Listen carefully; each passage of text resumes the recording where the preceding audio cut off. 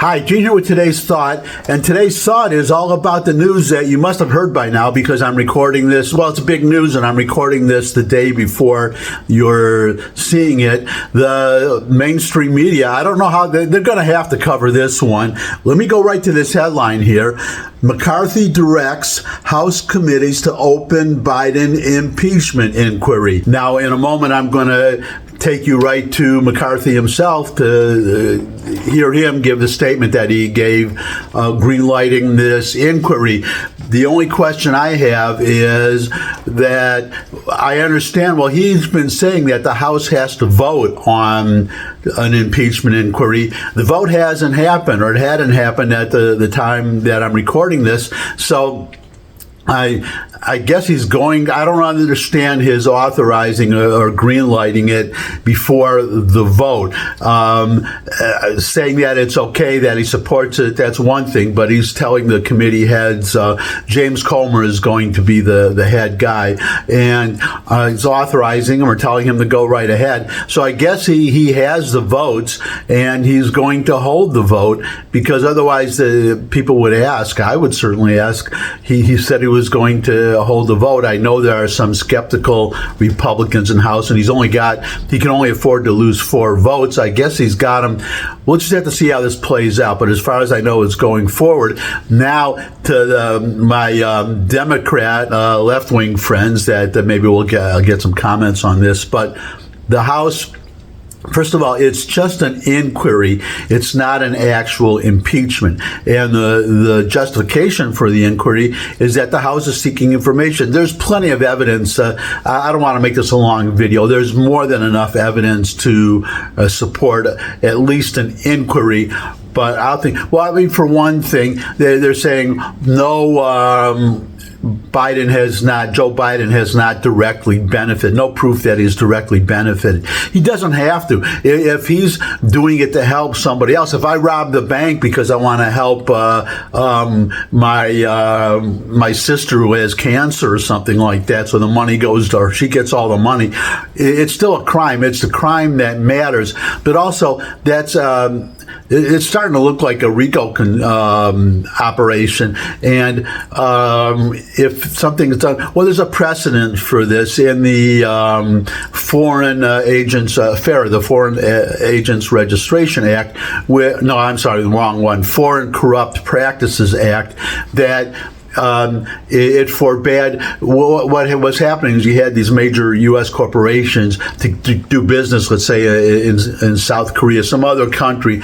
They would bribe officials in the other country to authorize their projects. So the Foreign Corrupt Practices Act made it illegal to do that. But it also said not to pay a bribe to a foreign official or to a member of his family. The same thing. Now, this is not domestic, somebody doing something. This is a foreign official. But you can see the principle is there.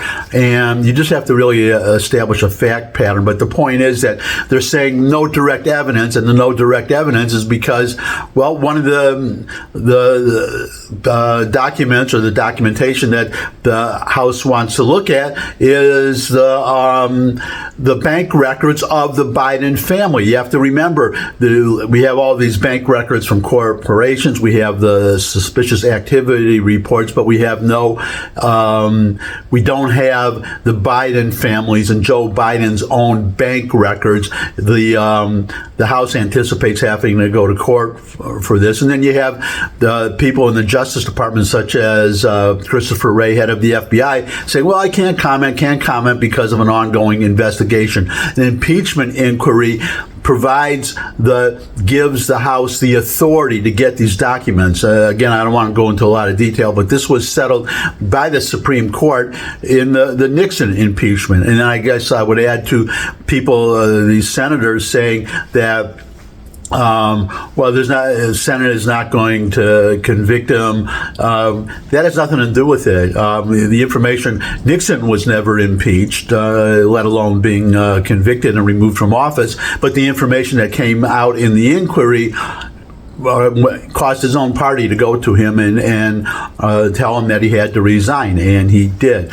So an impeachment inquiry in itself might be something, but the problem, to avoid it, to stop the impeachment inquiry, to have prevented it from happening in the first place, was simply to have provided all the documents that the House is asking for, and for all the people who are refusing to testify. If they have nothing to hide, they should be willing to turn it over, which is, we should mention now that we know about that there was corruption, but that Trump was perfectly justified in asking about Joe Biden, because when he was talking to President Zelensky of Ukraine, this was after this tape that we've all seen that was public of Biden having a prosecutor fired. So again, I don't want to go off on that tangent. I just want to say that Trump believed he did nothing wrong. You can disagree. That's okay. The point I want to, it's a free country. The point I want to make is he said, I did nothing wrong. And he released a transcript. This whistleblower who came through, Eric Charmella, we now know the name. Vindeman,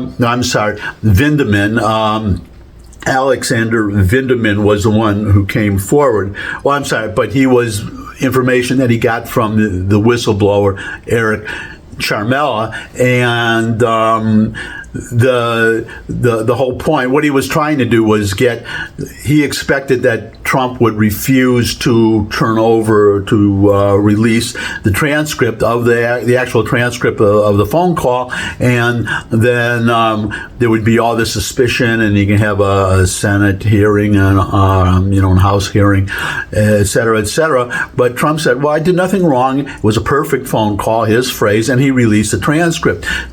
Compare and contrast that with the Biden. They're refusing to release anything, and they're saying we have nothing to hide. There's nothing here, but they're refusing to release documents. That's the point of this inquiry, and I guess I've given you enough of my thoughts. So now I'm just going to turn the floor over to the entire statement. It's about 3.5 minutes of Kevin McCarthy, the announcement of the green lighting the inquiry and his justification for doing so. So here is Kevin McCarthy. The months that we were gone and the weeks, House Republicans have uncovered serious and credible allegations into President Biden's conduct. Taken together, these allegations paint a picture of a culture of corruption. Now, here's what we know so far. Through our investigations, we have found that President Biden did lie to the American people about his own knowledge of his family's foreign business dealings. Eyewitnesses have testified that the president joined on multiple phone calls and had multiple interactions. Dinners resulted in cars and millions of dollars into his son's business partners. We know that bank records show that nearly $20 million in payments were directed to the Biden family members and associates through various shell companies. The Treasury Department alone has more than 150 transactions involving the Biden family and other business associates that were flagged as suspicious activity by U.S. banks. Even a trusted FBI informant has alleged a bribe to the Biden family. Biden used his official office to coordinate with Hunter Biden's business partners about Hunter's role in Burisma, a Ukrainian energy company. Finally, despite these serious allegations, it appears that the president's family has been offered special treatment by Biden's own administration, treatment that not otherwise would have received if they were not related to the president. These are allegations of abuse of power, obstruction, and corruption, and they warrant further investigation by the House of Representatives. That's why today I am directing our House committee to open a formal impeachment inquiry into President Joe Biden. This logical next step will give our committees the full power to gather all the facts and answers for the American public. That's exactly what we want to know, the answers. I believe the President would want to answer these questions and allegations as well. This effort will be led by Chairman James Comer at the Committee on Oversight, in coordination with Chairman Jim Jordan for Judiciary Committee, and Chairman Jason Smith on Ways and Means. Now, I do not make this decision lightly. And regardless of your party or who you voted for, these facts should concern all Americans. The American people deserve to know that the public offices are not for sale, and that the federal government is not being used to cover up the actions of a politically associated family. Now, I would encourage the President and his team to fully cooperate with this investigation in the interests of transparency. We are committed to getting the answers for the American public. Nothing more, nothing less. We will go wherever the evidence takes us. That's my thought for today. Thanks for stopping by. If you could subscribe, that would really be great. Share this video with anyone you think would benefit from it. But most of all, come back and see me again. I would love to see all of you again. And until I do see all of you again, bye.